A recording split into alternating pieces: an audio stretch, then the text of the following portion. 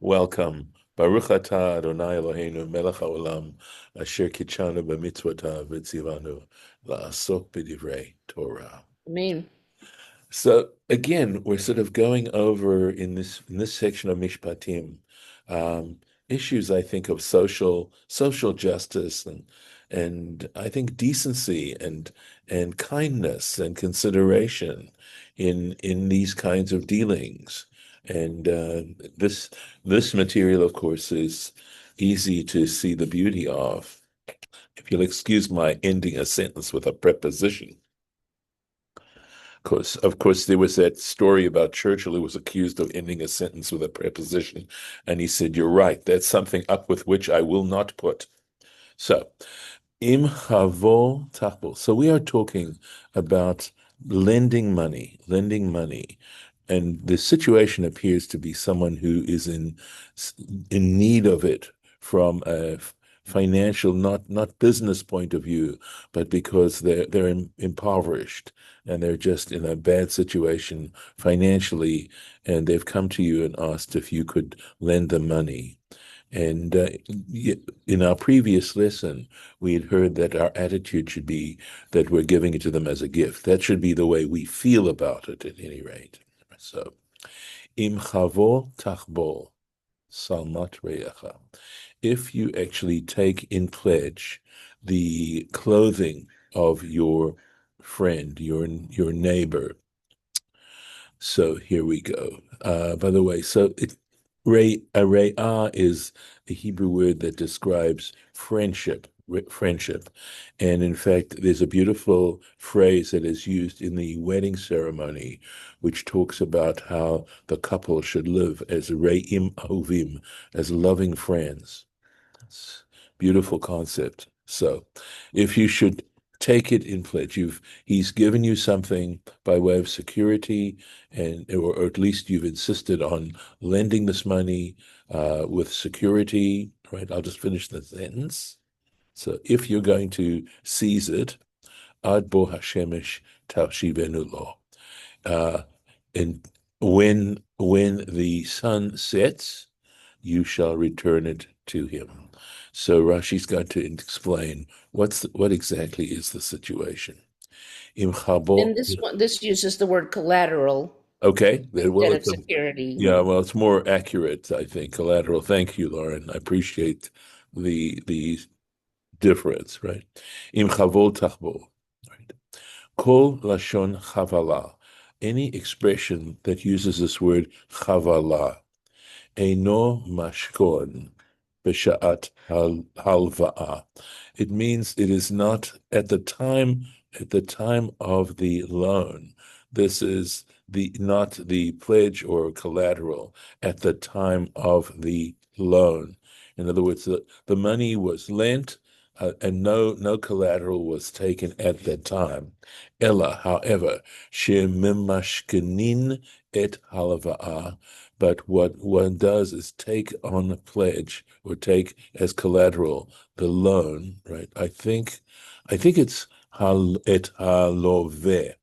You take the one who has borrowed, right? You take a pledge or a collateral from the borrower. Keshemagia hazman, right? Ve'eno poreh. So I think this is actually saying that that what you do essentially is that at the time of the loan, you tell him this is what you'd like to take as collateral, right? The enoporea, but you don't take it. You don't actually take it at the time, okay? Unless it means something else. Okay, let's see. I think possibly what it means here is that because how it means porea here could mean to satisfy the loan, right? So I think that what this could mean here is that when the time comes for the loan to be paid up, and if he doesn't pay up, you take something of value at the time. So this isn't collateral at the time of the loan itself, but rather something that you take as security when the loan is not paid up. So kishmagia hasman, in other words, and the reason I'm saying this is that he's saying when the time arrives. So if it arrives, then we have to assume that we're talking about the loan to be settled, and he, that is the borrower, does not satisfy the loan. So he now comments, Chavol tachbol kafal lacha, right? So the reason for the doubling up of this word, right, of taking this collateral, he doubles for you, b'chabala ad kama pa'amim. In other words, what he's saying is, you will do this a number of times. Amar HaKadosh Baruch Hu. In other words, you should take this a number of times. Kama ata chayav li, just as you owe me. In other words, what it's saying is that instead of demanding that the money be repaid, what you do is you take this particular item, and you can do it a number of times. It's the issue that's coming up right now, that it isn't just a one-time thing. So he's supposed to satisfy the loan. He hasn't satisfied the debt, and you take a collateral in the place of the debt itself.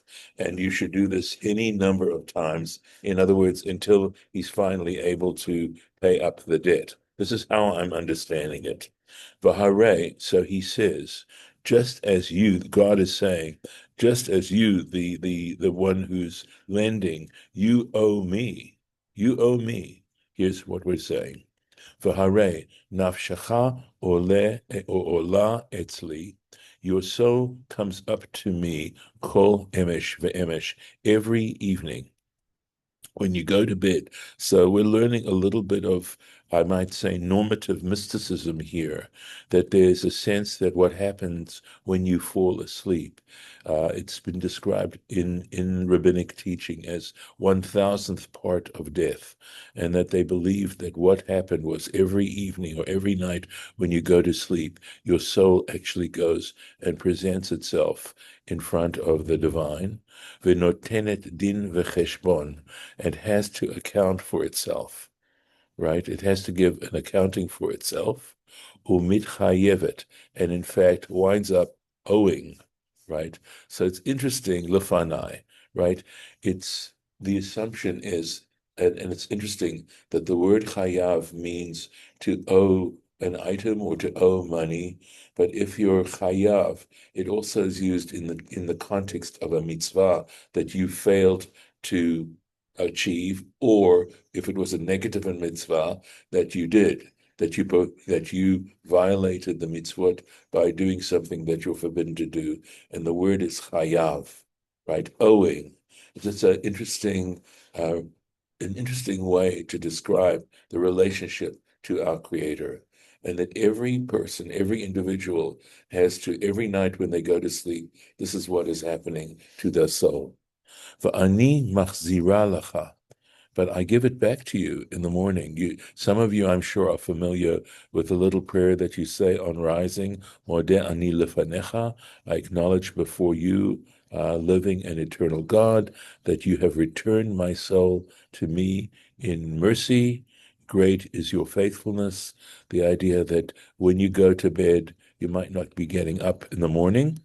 And the fact is that even though, if you think of it, if you are rigorous about the notion that we are actually creatures, that God has given us, each and every one of us, our existence and our consciousness and our soul and our lives, then look at what our attitude should be towards the one who gave us this. But that just as so we go up to heaven, and in the course of our day, when we are stubborn and don't perform mitzvot, in a sense, that is a capital, in some senses, offense, and yet at night God returns our lives to us. Okay, af ata, you tol v'hashev, you take and return, take and return. So. Ad bo hashemesh tashivenu lo, right? Until the sun comes. That ba hashemesh usually is understood as sunset. You shall give it back to him. Kol hayom tashivenu lo, right? Ad bahashamish. In other words, what this is saying is that if he needs this, let's suppose you took an item, they're going to refer to items of clothing, but it could be any kind of pledge that you, in the day, you should give it back to him so he can use it, right? Until sunset, ukavo hashemesh tachzor v'titalenu, so or titalenu, and when the sun sets, you should come back and take it ad shiavo boker in shel machar until the next morning. Uvechsut yom hakatuv medaber, and here he's saying explicitly how the tradition understands it. It is talking about clothing that you use during the day. So if you took his clothing, right, then if it's clothing that he wears during the day, you need to give it back to him so he can wear it during the day. And then at night, when he takes it off anyway, that's when you take it. She'ein sarich la balayla, meaning that's clothing that he wears during the day, which he doesn't need at night. And this is from the Mechilta. Mechilta, of course, is this a halachic midrash on the book of Exodus. So since we're in Exodus, Mechilta has comments to make over basically the halachic, the legal elements of the Torah. So onwards, and interesting, it goes on with a rationale. Ki ksutor. So here we are telling us that we are talking about clothing because it is his clothing, levada alone. It alone is his clothing. It's the only clothing he has. Okay. He simlato leoro. It is the, again, simla is understood here, I believe, as as like a nightshirt, something like that. Bamei yishkav. With what is he going to go to sleep, go to bed with? What is he going to lie down? So if you do this, if you make sure that he isn't really put in a terrible position, and even though you are taking some kind of security or some kind of collateral, make sure that you do it in a way that is still with dignity to him, that he can preserve his dignity as much as possible.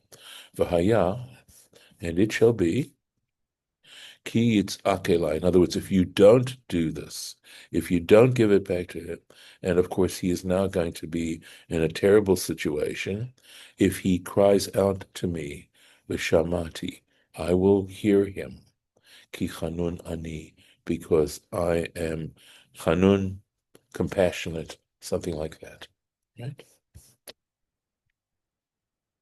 Let's make sure here we are.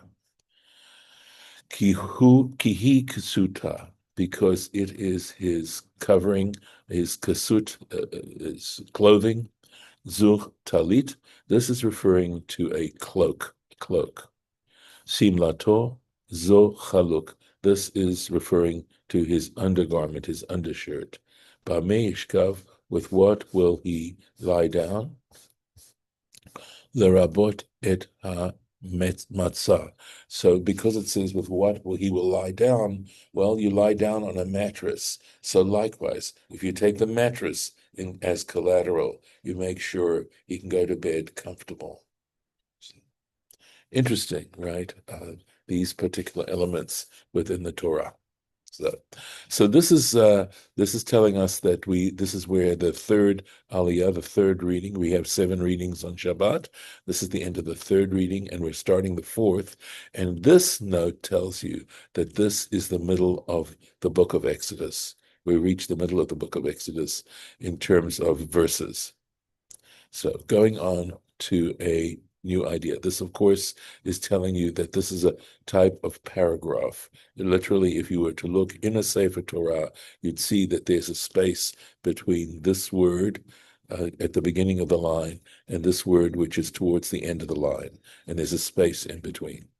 So, Elohim lo tekalel. So, So the word Elohim here we're going to see can be interpreted in more than one way. Normally we refer to Elohim as referring to God, but this is an example of where the word Elohim also means human judges. So it says, Elohim Lord Tekalel, you shall not revile, or that's Sfaria translates it as revile, or to curse, V'nasi ba'amcha, and a prince in your people, in other words, a leader of your people. Mine Lord, says, you shall not curse God, nor may wait, you wait, wait, curse the wait. leader You're of your. okay. So you're anticipating Rashi. Okay, so Okay. that the translation's Yes, anticipating Rashi. it is. Okay, sorry Okay. about that. That's okay. That's okay. You spoiled my thunder, right? Okay, no Dang. problem. Yeah, right. Not a problem. That's okay. Right. And a leader of your people you shall not. Again, this is another word for arur, curse. So Hillel and arur both refer to cursing. Exactly what the distinction is, because there are two words. I'm not certain at this point exactly what the distinction is between those two words, but at least for now, we are going to look at them as simply as synonyms. Okay, so here, Elohim lo tekalel, you shall not revile or curse God. And in Sanhedrin, in the tractate Sanhedrin, in the Talmud, on page 66, Hare zo azara lebirkat Hashem. This is a warning, right? A prohibition against. Now, literally, it means blessing God. And because bracha, we know, means blessed. But it's because we're talking about God, we do not want to use the term curse. So this is an example of euphemism in Hebrew. So we talk about blessing God, but it means a warning against cursing. Cursing God, ve'azhara, and it's also a prohibition, lekilalat dayan, from cursing a judge, right? Because obviously the temptation is that if you're judged against, right, if you're found guilty or owing, etc., you're likely to curse the judge. We have seen such examples in our own lifetime of this kind of public behavior. But that's again, if the Torah is doing what doesn't come naturally to help us, that we are capable of this. So there we are, that he tells us, Rashi says, based on the Sanhedrin, it's the term Elohim is intentional here to mean both. Both. So what about Nasi Ba'amcha? Okay, he doesn't feel it needs a explanation. And of course, the possibility and the temptation to speak negatively about someone who's a leader is right out there because, of course, they're involved in making decisions that affect you, could affect you, and affect you negatively, etc. And that's a possibility. So that again, that concept is something that one might think about going on. Male'acha v'dim'acha lo ta'acher. You shall not. Yes, a male'acha. Male means full, and so it's really speaking in a very abbreviated kind of way. And Rashi needs to explain this to us. So the tradition understands this term male'acha, meaning the priest's share of the first fruit. Oh, sorry, of the first fruits. V'dim acha, we'll take a look and see what that means. So, sorry, I think malei acha means the first fruits, and dim acha, this actually should be separate. I don't know. I have it as both. I did look it up in Jastrow, right here. Okay, but I think we're actually talking about two things. So mleacha, first fruits, was that when the way they describe doing that is the farmer would go out to the field and look at his trees and see which trees which were starting to blossom and form fruit.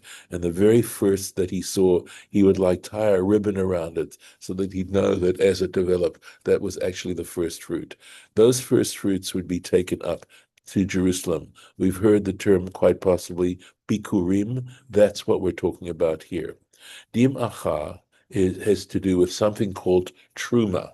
Terumah was a portion that was given to the priests.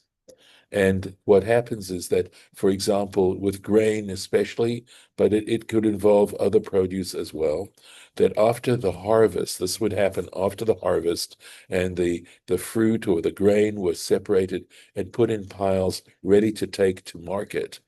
There was a mitzvah to separate. The rabbis estimated that the average we would talk about was 1/50th, 2%. The Torah itself does not specify an amount, and the rabbis would say if you're an average person, you would give 1/50th. If you were kind of stingy, you'd give 1/40th. And no, I'm sorry. If you're a generous person, you would give more, okay, and 1/60th. So I think a 60th would be less, of course, than 1/50th.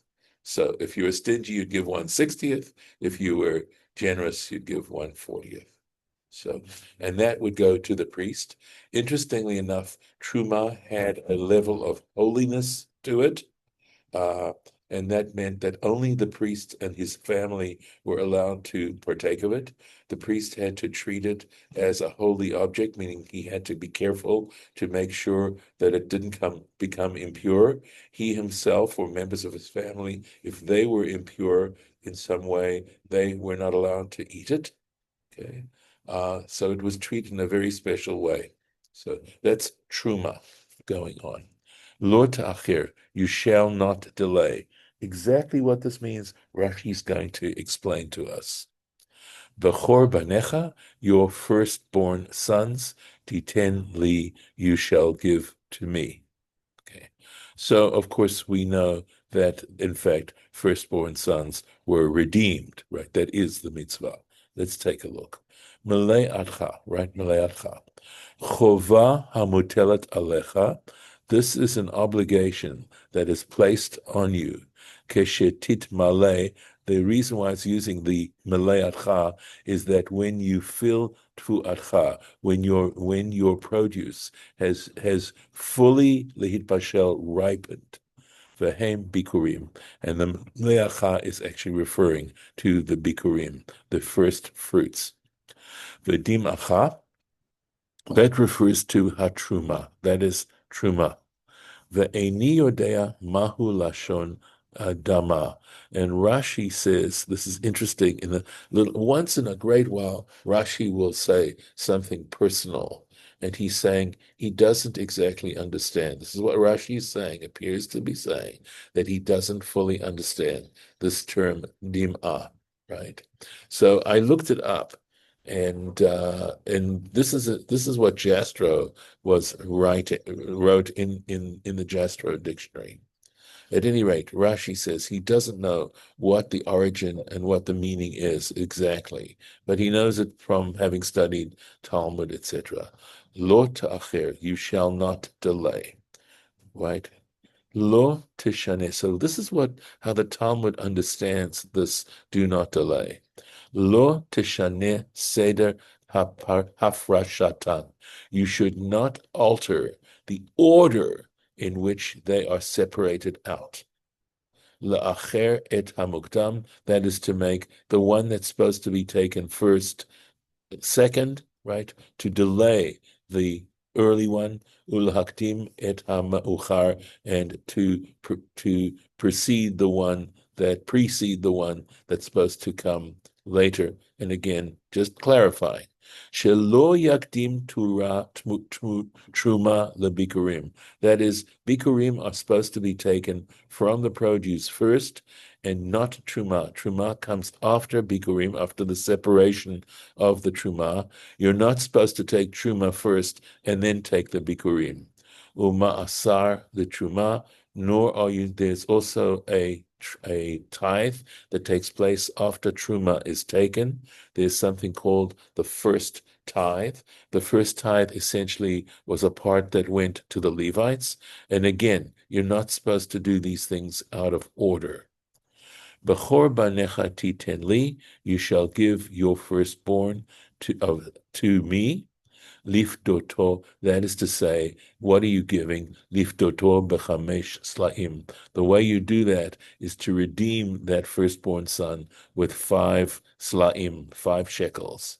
Min hakohen, and what you do is you redeem your firstborn son from the kohen with 5 shekels. So you go pay the kohen 5 shekels, and he gives you your firstborn. And he says, but wait a second. This commandment is given elsewhere, right? Ella, so why is it being repeated here? Ella kadeli smoch lo, right? But in order to add to that mitzvah, for us to understand that added to this mitzvah, kain ta'aseh l'shorcha, right? That when it goes on to say, so you shall do to your your bull, ma bechor adam. So in other words, here's the thing: ma bechor adam la'achar shloshim yom. That just as the redemption of the firstborn takes place after 30 days, podehu, right? That is when you should redeem him.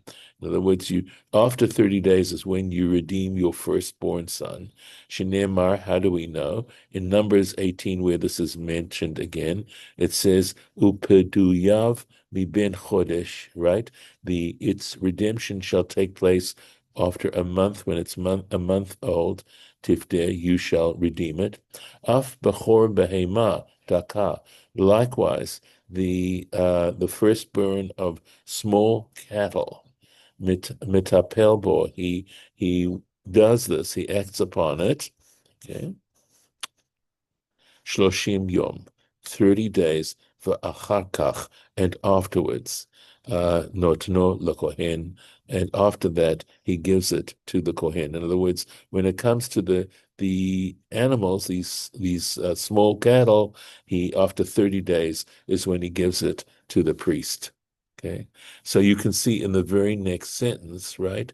Kain ta'aseh l'shorcha l'tzonecha. Thus you should do to your ox or your bull. Shor actually is an ox, to your ox and to your sheep, right? So let me just leave it here for now, and we will continue this at our next lesson. We'll continue with this idea of redemption. Again, I want to say that this is again it is underlining the idea that our relationship to the physical world and to our possessions should be that we look at them as a loan and not as actually owning it. And if it's a loan, it means we're responsible for it. So, you know, I know that there's a term to that we are stewards of the things that we have that are under our control.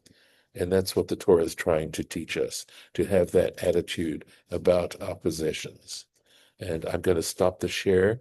And if you have any more comments, I'd love to hear what you have to say. If you have any thoughts you'd like to share. Morris, you look like you are trying to come off mute. I'll send you a Yep, I'm great. I think the it's a good deal. It's a very good deal to be a Kohen. Mm. Well, it is, but everything sort of is balanced out, Morris. Uh, the Kohanim had to be very meticulous with in their work. And in fact, they couldn't make they because of their being so close, as it were, to the divine. The amount of space for error was nothing. In other words, every single detail of their behavior had to be under control.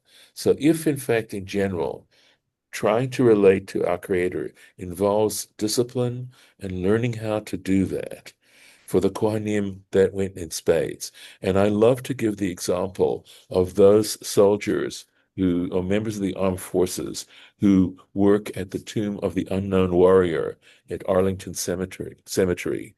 And the fact is that every detail of their dress and of their behavior, both at the tomb itself and outside the tomb, they have to make a commitment to totally discipline their lives in order to receive the honor of being a person who serves at the tomb of the unknown soldier. And so that in a sense, the priesthood, how you had to behave as a priest was very similar. So again, I want to say that the role of the priests specifically was, as it were, to try and um, how can I put it? To try and mitigate the objectionable behavior of human beings in front of the Creator. That if you think really deeply about these sorts of things and recognize that as that our lives are such that we owe an incredible debt of gratitude to our Creator, and that our lives in general should reflect that, right? The priest was there to try and find forgiveness, right? Because one of the major, if you think about what kinds of sacrifices there were, essentially there were atonement sacrifices. There was the Olah was an atonement sacrifice for not performing positive commandments. And then there was the Chatat and the Asham, which was there to try and find atonement for having violated negative commandments. And there were also, of course, Shlamim, which essentially were uh, sacrifices that involved thanksgiving and acknowledgement of the divine. So just some interesting things to think about.